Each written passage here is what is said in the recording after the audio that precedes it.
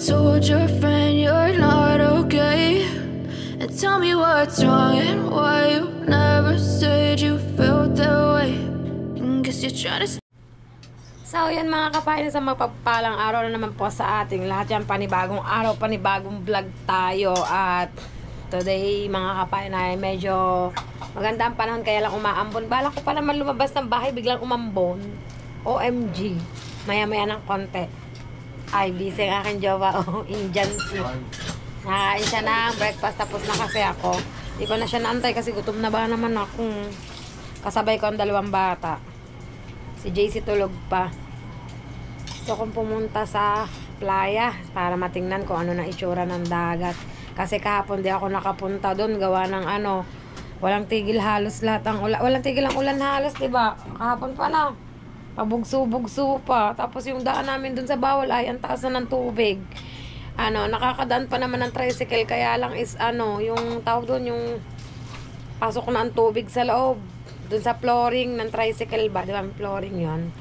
Pero hindi hadlang yung ambon na yan. Konti lang naman yan. Saglit lang din naman ako. Bisitahin ko lang ang dagat. Tara guys. Samahan nyo ako. Pa, dyan ka muna, Papa. Saglit lang ako. Yun, tara, let's go. Punta tayo sa dagat. Anong meron sa dagat? Let's find out.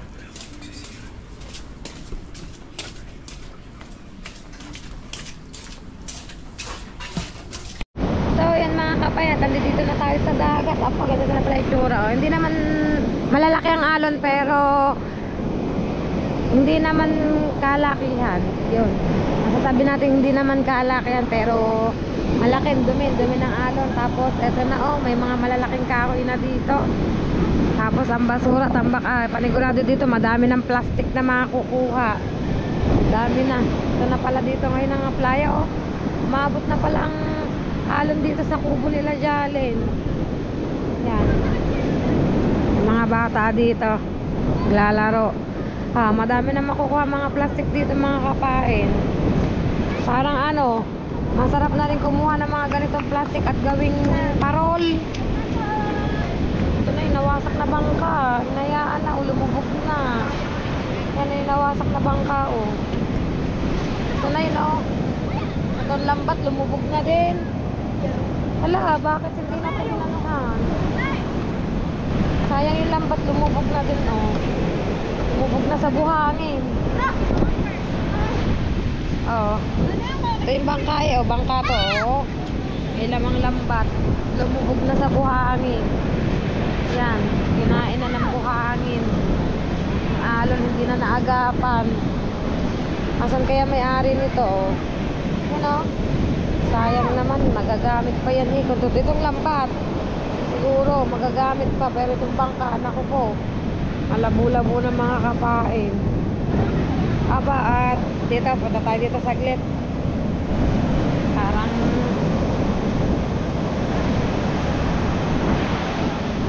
yung resort dito na pinagtatrabahuan dati ni Boyet, na malayo pa yung sakop sa dagat, ay parang malapit na rin sa dagat. Oo, ang lapit ng dagat na yun.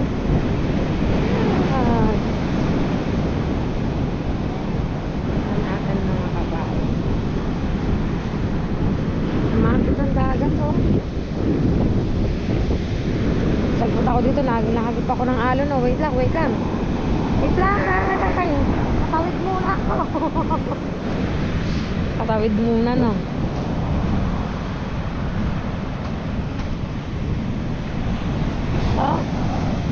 Ano yan?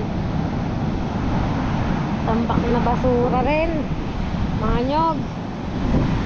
Yan. Mga plastic. At pala niyaya ko si Shin, nanguha kami plastic, sasama yun. Tignan ko lang to.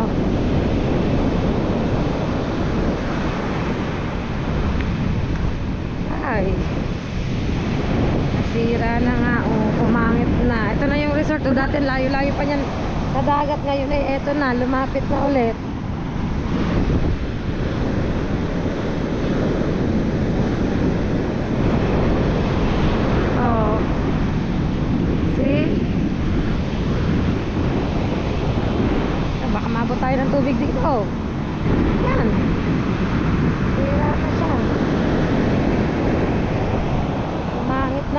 dito. Oh. Puno na rin ng mga ano, mga basura. Mga kapayan dati, layo-layo pa nito. Doon pa. Kasi itong pababang ano, tambayan pa ngayon, eto na. Nawasak na ng kainaman. Hindi tayo makakapunta doon kasi ano, abot na tayo ng tubig pag pumunta tayo doon. Baka madala ako ng alo.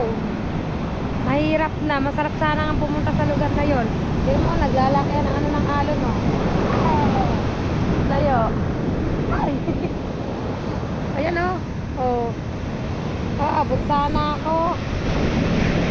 Ay.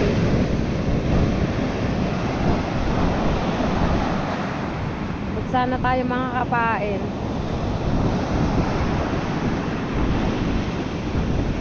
Halos naaabot na rin pala ang tubig dito sa gate. Oh. Kasi dyan na yung mga basura, umaabot na din pala dyan.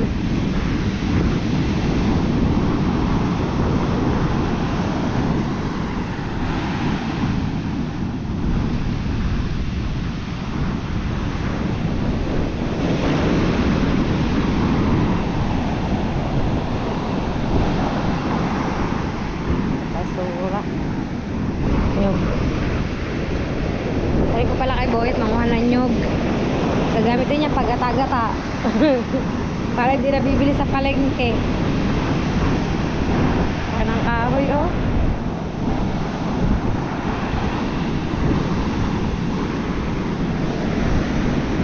Dapat-pad lang din yan dito. Oo.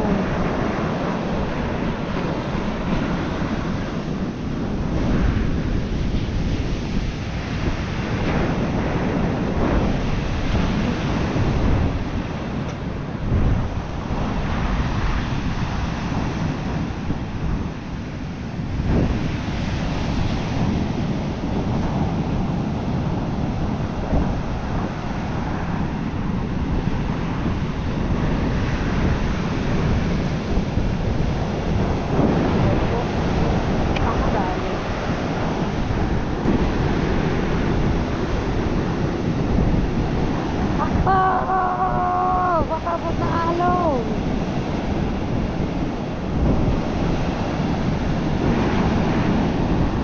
Wala ng kahoy, oh.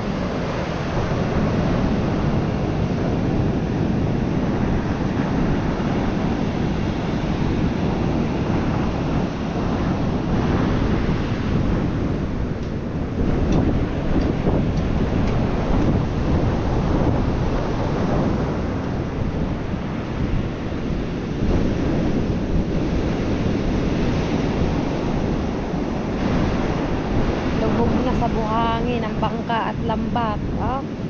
Yan na siya, oh, lubog na sa buhangin. Lubog na. Oh, di ba? At least nasamahan ko kayo sa tabing dagat kung ano nang itsura dito, kung ano nang lagay. Naman tayo sa kabilang side. Tayo sa kabilang side. Tingnan natin ang itsura dito. Kung ano nang baka na dito kung alin ang mas malala, kung doon sa kabilang yon o dito sa kabilang side. Tsura, lumubog na din ang cottage na pinagtataytayan nila Kuya Obet dati. Yan, oh, baba na, oh. Wow, pati yung isang kubo baba na rin.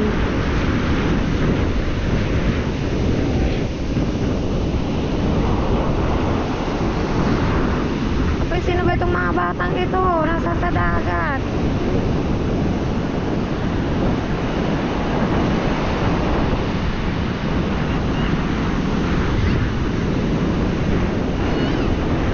Oh! Matsura! Uwi! Wait lang. Ari pala yung anak ni Michelle. Pupuntahan natin. Matsura dito, mga kapain. Oh. Update ko kayo. Inabot na tayo na ulan, mga kapain. Ay. Uwi, yan na ulan. Uwi tayo.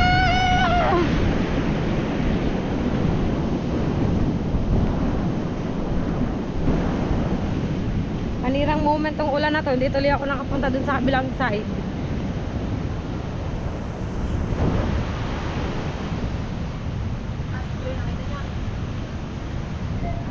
Tayo, uwi. Ay.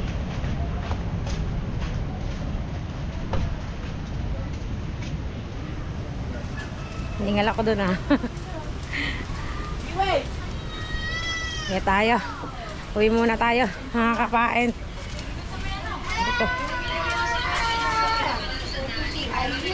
Shout out!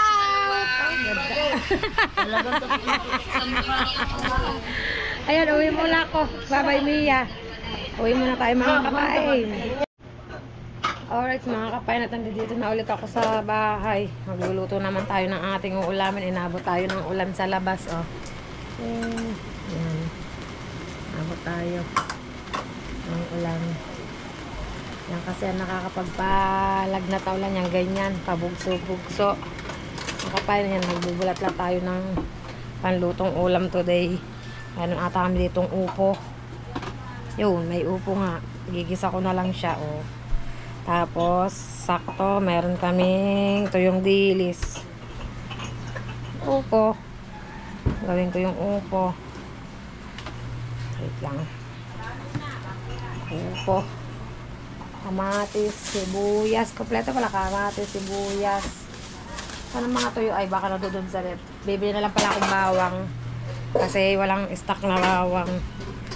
Saktong lalagyan ko ng tuyong dilis at magpiprito ako ng tuyong hawot. Oh, diba, guys? Para happy ulam. Oops. I-prepare ko lang. Siyempre, mga ricado. Prepare lang natin. May asin naman dito, asin, mantika. Bawang lang talaga ang kulang. Sabi ako ng kutsilyo para tayo makapag-simula ng maggayat. Magsisimula na akong maggayat, mga kapain. Magsisimula na akong magluto kasi time check tayo. Ang bilis nga ng oras. Oh, mag-aalas 10 na agad. Mag-aalas 10. Mag-aalas 10. Si Kiling nagagawa ng module sa kwarto. Magulo pa ang aming bahay. Alam niyo naman, ang aming house.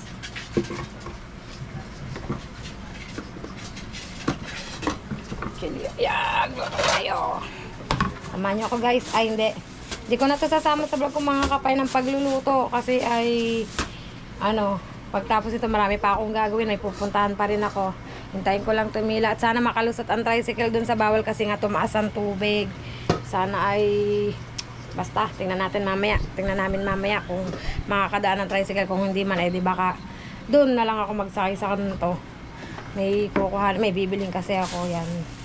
So, tara na. Ay, ako lang pala. Magluluto na pala. Kasi na niya, mura ng tuyong dilis. 50 pesos lang to. Bale, nabawasan ko na to nung nagluto ako ng tawge nung nakaraang araw. Tapos itong tuyong hawat, nabawasan ko na rin to ng 12 peraso. Pero madami pa, 50 pesos lang yan. Mura ngayon sa palengke. Ang mahal yung sariwang isda, mga kapain. Ang mahal. Sariwang isda ang mahal. Nako, ang presyo ay talagang as in ginto. Itong upo, ang gulay medyo mahal din eh. Kasi dati makukuha mo lang to ng 25 pesos. Pero ngayon ay 50 pesos ang bili ko dito. Halos dumoble ang dumoble ang taas. Pero okay lang, kakainin naman namin. Sarap to. Gisang upo, pritong tuyong hawat. I love it. So, yun guys, at dito ko na lang po tatapusin ang vlog ko sa araw na ito. Yan, thank you so much po sa walang sawa nyo pong pagsuporta sa akin. At kita-kits na lang po tayo sa panibagong vlog ni Kapain. And please, don't forget to subscribe my YouTube channel and press the notification bell para lagi po tayong updated sa aking mga vlog. And shoutout po sa aking mga solid viewers. Shoutout po sa inyong lahat. Lalong-lalo na po sa aking Planet Sword family with Nanay Mo Pan Fitness and Kuyang Emmet. At sa Sagip Squad, shoutout po sa inyong lahat dyan. Sa lahat po ng walang sawa po talagang sumusuporta sa akin. Shoutout sa inyong lahat. Thank you so much po sa pagtitiwala at pagmamahal na binibigay nyo po sa akin. Thank you so much po sa inyong lahat. At don't skip ads, mga kapain. Bye bye po sa lahat. Love you all. Have a blessed day to all. Bye bye po.